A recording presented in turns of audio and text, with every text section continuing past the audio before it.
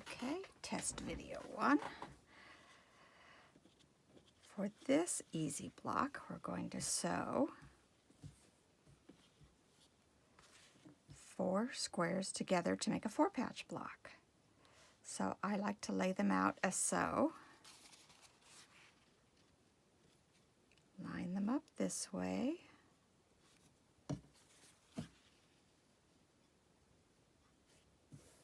And for the large size, these are 3.5 inches. For the small size, they'll be 2 inches. Bring the top one in.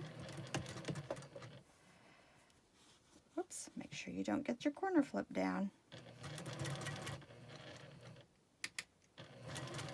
I like to turn my stitch length down just a tad for the smaller blocks.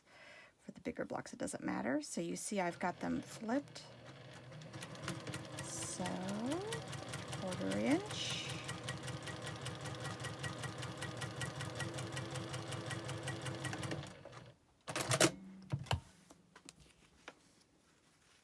Open them up and I finger press those seams toward the dark side. I generally don't press until I have, with the iron, until I have my block completely assembled.